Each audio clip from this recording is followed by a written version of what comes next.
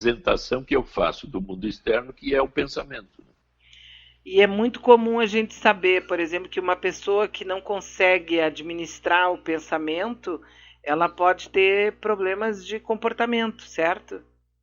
Claro, porque se eu começo a ter dificuldades existenciais fortes, por exemplo, começo a ficar deprimido, tem problemas, uma série de problemas externos na minha vida, eu começo a ter dificuldades de me sentir adequado nos lugares, eu começo a ficar deprimido, ansioso, desconfiado, entro numa espécie de teoria da conspiração, ou fico mais obsessivo, quer dizer, são atitudes ou problemas que eu deveria observar em mim por que que isso está acontecendo. Mas a maioria das pessoas fica envolvida de tal forma por essas vivências que passa a raciocinar baseado nas vivências e não faz a crítica de que a minha percepção, visão do mundo pode estar sendo vista através dessa ótica, né? Uhum. Por isso, por exemplo, então, se eu tenho vivências de vazio, de sem sentido do mundo, o mundo inteiro não presta, tudo sem sentido, não vale nada, não tenho ninguém pode me ajudar ou coisa parecida. Eu perco a noção de que eu posso estar sendo vítima de uma auto-obsessão que me faz ver o mundo daquela forma. Então eu preciso que o outro, e ter abertura, que o outro me diga, o que tu acha de mim? Me faz uma crítica positiva para ver o que tu acha que está acontecendo. Este é o grande problema, né? Porque a autocrítica e a crítica vinda de fora, geralmente a gente não aceita. Claro. Mas, por exemplo, uma pessoa que é detectado, e é possível isso, eu estou fazendo uma pergunta, a pessoa que tem várias personalidades, isso é possível. Sim, isso é mais raro. Personalidades assim seria distúrbios de que em determinadas situações eu posso ficar muito agressivo, muito violento, muito crítico. E eu me defendo dizendo que eu tinha razão naquilo que eu fiz. Porque personalidades assim, várias personalidades não aparecem como a gente vê em certos filmes. Me Ah, lembrei tá, isso que eu queria saber. As Três Faces de Eva, por exemplo, que é um filme antigo, né? Esse último recente aí, o Fragmentado, que são... Desaparece uma personalidade e entra outra. Quer dizer, eu não tenho noção de uma com a outra. Isso já é uma coisa bem grave e muito rara. O que se vê são estados afetivos que tomam conta de mim. Por que que tu ficou tão irritado com aquilo? Por que que tu ficou tão crítico com aquilo ali? Por que que tu agiu daquela forma que não tem nada a ver contigo? Essas vivências, eu não é uma outra personalidade, mas é como se eu tivesse tomado por uma vivência afetiva naquele momento que me faz ter uma ação excessiva ou diferente do comum dos meus estados. Se isso se repete muitas vezes e eu não tenho crítica, aí então eu começo a sofrer críticas do ambiente. Então, aquele caso da ouvinte que diz: o meu marido, quando está perto da mãe, muda de personalidade. A menina, quando está perto da mãe, muda de personalidade. Só que quem percebe é quem está fora. A pessoa que está mudando a personalidade está convicta de que ela está fazendo o correto e o certo. Agora pensei num amigo que eu tive, que já não está mais entre os vivos, que ele dizia que uma condição essencial para ser político era ser psicopata e ter várias personalidades. Exatamente, porque eu tenho que ter, eu tenho que ser uma espécie de pigmalhão ou ser aquilo que o ambiente precisa de mim nesse momento. Tem pessoas com alta capacidade de autotransformação e de ambientação rápida, psicológica e afetiva, de estar naquele lugar e dizer aquilo que deve ser dito naquele momento, né? Ali, são Ali. políticos que Então, têm... esse é o político profissional. Que tem um discurso pronto dependendo da plateia. Dependendo da plateia, e realmente ele tem razão. Essa linha o psicopata puro, ele é capaz de ter a cor do ambiente. Olha só, lembra aquele menino que disse que vai buscar emprego e que fica muito mal? Pois Sim. a mãe dele está aqui nos dizendo o seguinte: depois daquele dia, parece que se descortinou um outro mundo na cabeça dele. Ele aceitou um convite de uma tia que tem condições financeiras e vai procurar um médico para tratar do assunto. Olha, Ele nunca tinha querido falar sobre o tema. Através de vocês, ele se viu como uma pessoa normal, apenas com algo a ser resolvido. Muito obrigada. Ah, que show, né? viu, Beatriz? Então nós estamos abrindo mentes a novidades criativas e positivas para as pessoas, né? Com a ideia de tratar as nossas diferenças e perplexidades como uma coisa normal. Normal, que apenas é um caminho que tem que ser entendido de uma forma mais objetiva e que o medo, que seria assim a estrutura narcísica de que eu não posso me dar conta do meu problema, seja uma coisa vista neste novo ângulo. E que, se é um problema, como é que as pessoas que entendem mais dele veem? E eu ouvindo, eu posso abrir um campo meu e sair fora daquilo que me tranca ou me fecha. Sempre passa, com certeza, pela.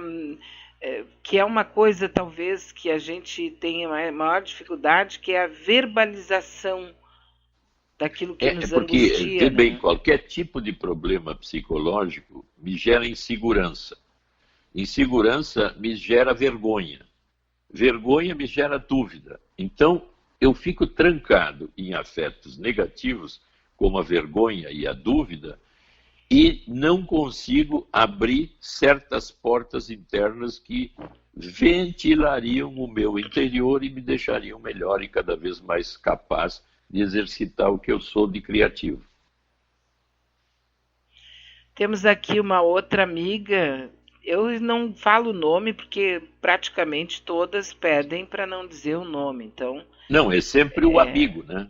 sempre amiga ou amigo. Então, ela aqui está nos dizendo o seguinte: passei toda a minha vida, estou com 71 anos, obedecendo o que pedia a família. Agora estou viúva já há 5 anos.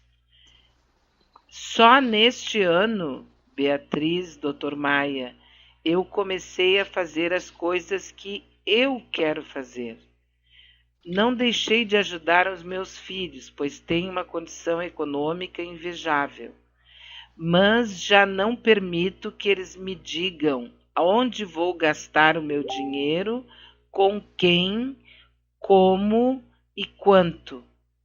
Continuo tranquila, mas tenho feito viagens e ajudado pessoas que não são da família, coisas que no passado não faria. E digo, você tem muito a ver com isso. Mas só quero passar nessa conversa de vocês que quando nós começamos a nos olhar e a nos curtir, nós ficamos mais fortes. Certo, doutor Maia? Independe da idade. Exatamente, quer dizer, ela percebeu que se eu tenho as condições internas e externas, ainda que economicamente ela está numa posição de vantagem, avantajada, por que ela não pode se dar a liberdade de ser ela mesma? Mas é que as estruturas familiares que nos contêm, às vezes nos contêm até a morte. Então eu preciso me libertar de várias contenções para eu ser eu mesma. Quer dizer, uma das buscas mais importantes é eu sentir que eu posso ser aquilo que realmente é um projeto profundo do meu eu mais interno, de ser eu mesma sem nenhuma barreira ou amarra externa. Ela é um exemplo de quem chegou nisso e está curtindo ser ela mesma e gostar de ser ela mesma. É uma boa, né? Agora, imagina, porque hoje nós estamos vivendo até 90, ela tem no mínimo 20 anos ainda para poder ser ela mesma. Isso é ótimo. Cada vez sendo mais, vamos dizer assim, capaz de perceber o quanto tempo ela perdeu e não poder ser o que ela está sendo hoje. Mas até a degustação do ser hoje é mais intensa porque ela teve a vivência de estar presa, né? Então Sim. degusta muito mais a liberdade. Que bacana, olha, parabéns aqui, Até aconselho parabéns que ela mesmo. veja o filme famoso Sonho de Liberdade, que é mais ou menos isso que ela viveu. Ele foi preso por um crime que ele não cometeu e ele passou 20 anos na prisão até que articulou tudo para sair e realmente até levou uma pessoa junto que também estava presa em tempo indeterminado. Sonho de Liberdade. Bom, nós temos aqui uma resposta para ti, o Dr. Maia. Quem nos manda é a Lúcia. Vamos ouvi-la. Bom dia, doutor Maia. Bom, eu passei aí para Beatriz sobre negócio que meu esposo fica meio estúpido, né, quando está com a família, com a mãe dele principalmente. E eu não tem problema me identificar, eu sou bem aberta a essas coisas. E ele não está em Porto Alegre, ele está viajando, mas ele escutou a Beatriz, coisa que ele nunca escuta, né? Ou me dizia que não escutava e escutava. Bom, aí ele me disse assim, bah, mas eu nunca tinha me dado por conta disso, tu sempre me falava isso e eu nunca tinha me dado por conta disso, que eu fico assim, inclusive eu briguei com a mãe, xinguei a mãe no carro, né, só tava repetindo o que ela faz comigo.